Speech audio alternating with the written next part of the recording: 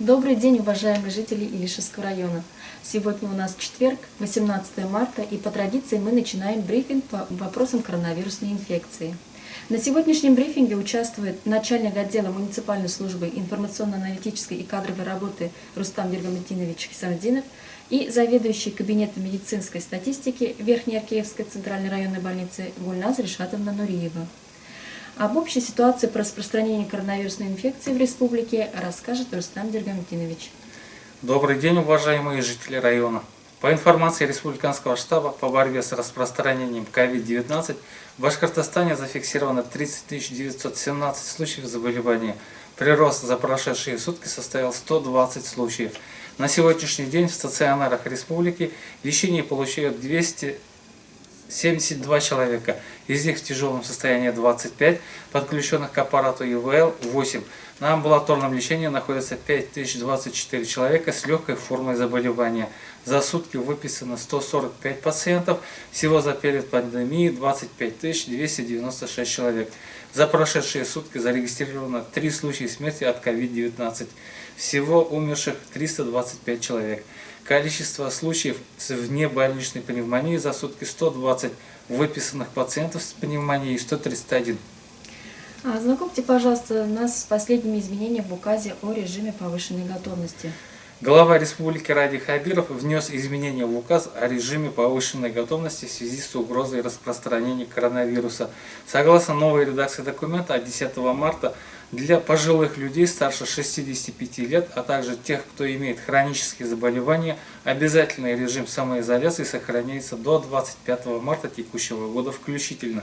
Проведение матчей чемпионата России по футболу среди клубов премьер-лиги, континентальной хоккейной лиги, иных матчей чемпионатов России среди профессиональных спортивных команд, а также других официальных соревнований и спортивных мероприятий разрешается без ограничений по посещаемости при строгом соблюдении санитарно-эпидемиологических правил.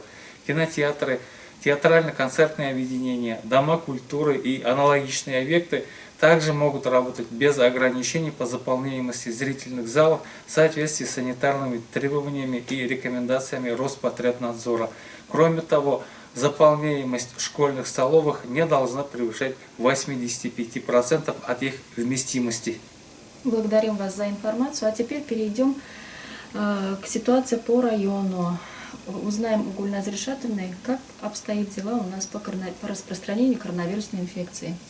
Добрый день, уважаемые жители района.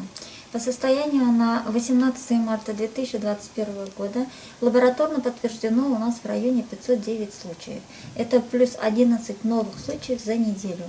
Выздоровели 490 человек или 14 выздоровлений за неделю, что составляет 96%. На амбулаторном лечении на сегодняшний день находится 11 пациентов, 8 пациентов получают стационарное лечение в республиканских инфекционных госпиталях. С диагнозом новой коронавирусной инфекции вирус не идентифицирован. Также стационарное лечение получают 6 пациентов. Всего взято около 14 тысяч проб анализа на исследование новой коронавирусной инфекции, и на сегодняшний день 182 анализа находятся в лабораториях в работе. Продолжая тему коронавирусной инфекции, расскажите, как в районе проходит вакцинация от коронавируса? На сегодняшний день мы также продолжаем работать с вакциной Гамковид-Вак или Спутник Ви. Мы получили 845 доз, и все они на сегодняшний день освоены. То есть 379 человек у нас на сегодняшний день охвачены первым компонентом, 466 человек у нас охвачены вторым компонентом, то есть завершили этап вакцинации и составляют 55%. В основном у нас привитые категории – это медицинские работники, социальные работники и имеются другие категории граждан. Хочу отметить, что у нас очень низкими темпами идет вакцинация работников образовательных учреждений, которые подлежат в приоритетном порядке вакцинации, и лица старше 60 лет. Также у нас Минздравом дано поручение увеличить охват таких категорий граждан. И, пользуясь случаем, хотелось бы призвать именно педагогических работников и лиц старше 60 лет в приоритетном порядке проходить этапы вакцинации. Напомню, что у нас вакцинация продолжает проводиться во втором кабинете второго этажа старого здания поликлиники после осмотра врача-терапевта в 7 кабинете.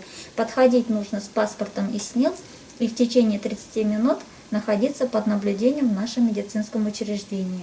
Вакцинация проводится в 2 этапа с интервалом 21 дней. И есть телефоны для записи, которые... Хочу тоже напомнить, это у нас можно записаться через портал госуслуг, через мобильное приложение к врачу или республиканский сайт Доктор РБ, единый телефонный колл-центр 1301 или 122.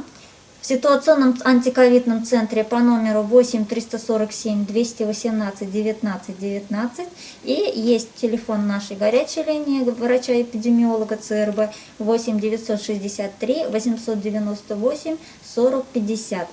Кроме этого, в марте мы начали организовывать выездные мобильные бригады для вакцинации населения гам-ковид-вак вакциной.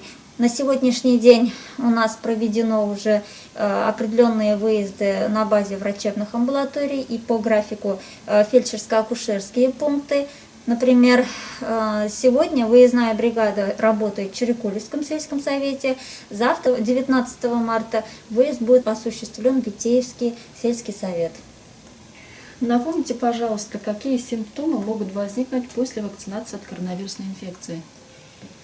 В 95% случаев поствакцинальные реакции не отмечено, то есть человек переносит хорошо все этапы вакцинации, но в остальных в редких случаях может возникнуть реакции, такие как повышение температуры тела, головная боль, мышечная боль, слабость. Очень редко может быть тошнота, рвота и сыпь по типу аллергической сыпи, но они исчезают в первые 2 сутки, как и написано в инструкции вакцины. Тем не менее, если после вакцины самочувствие у вас ухудшается, и вы чувствуете, что это не проходит, мы все-таки рекомендуем обратиться к врачу или 101 кабинет неотложной помощи, либо вызвать бригаду неотложной помощи по телефону 5 61 82. Такой вопрос поступил от жителей. Сделал первый компонент прививки, но накануне 2-го этапа вакцинации заболел. Симптомы простуды. Смогу ли я сделать 2-й компонент позже положенного срока? Безусловно, такие варианты могут быть, что человек после первой вакцинации может подхватить любую другую вирусную инфекцию, может быть в контакте, либо кто-то в семье заболел, это не исключено, это не только респираторные инфекции, но и может быть обострение хронических состояний своих сопутствующих патологий. В таких случаях необходимо 2-й компонент вакцинацию, конечно же, отложить. Если вы заболели острым инфекционным заболеванием, то после выздоровления необходимо, чтобы прошло 2 недели. Если у вас это возникло обострение какой-нибудь хронической патологии, конечно же, эта вакцинация отлагается до купирования обострения этих хронических приступов. Но хочу напомнить, что защитный титр антител вырабатывается через 42 дня после 2-й вакцинации, и обязательно и после 1-й и 2-й вакцинации необходимо быть максимально настороженными по контакту с инфекционными больными или по заболеванию острой респираторной вирусной инфекцией. То есть это гигиена рук, соблюдение социальной дистанции и масочный режим, который пока еще не отменен. Спасибо за информацию. Как получить доступ к дневнику самонаблюдения и электронный сертификат на портале госуслуг? На портале госуслуг данную услугу могут получить только те лица, которые имеют подтвержденную учетную запись, то есть личный кабинет на портале государственных услуг.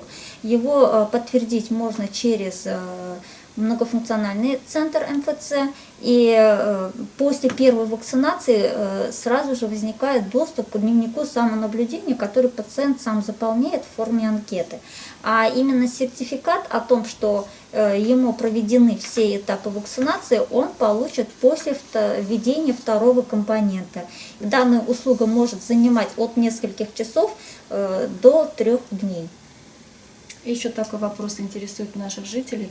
Нужно ли сдавать тест на ПЦР перед госпитализацией в больницу? С декабря прошлого года приказом Минздрава Республики Башкортостан требования по проведению теста ПЦР перед плановой госпитализацией сняты. Но касаемо нашей медорганизации, хочу отметить, что мы проводим ПЦР-анализ и экспресс-диагностику на антитела коронавирусной инфекции всем пациентам, которые подлежат стационарному лечению в нашем медицинском учреждении.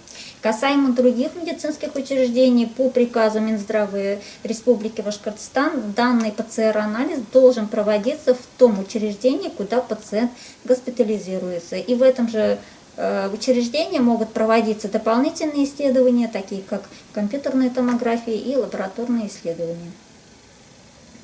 И у вас есть объявление, да? Да, спасибо, что напомнили. Немного отходя от темы коронавируса, я бы хотела сделать маленькое объявление для населения нашего района, особенно для тех диспансерных пациентов, которые состоят на учете у врача-кардиолога. С марта месяца у нас изменился график приема врача-кардиолога. Теперь он принимает с 11 часов до 17:00 с перерывом на обед с 12:45 до 14:00. Врач принимает Сабитов Айдар Салаватович, это врач-кардиолог нашего терапевтического отделения, и принимает он в порядке живой очереди без записи. Спасибо большое за информацию. Уважаемые жители района, мы завершаем на этом наш брифинг. Встретимся с вами в следующий четверг. Всего доброго, до свидания.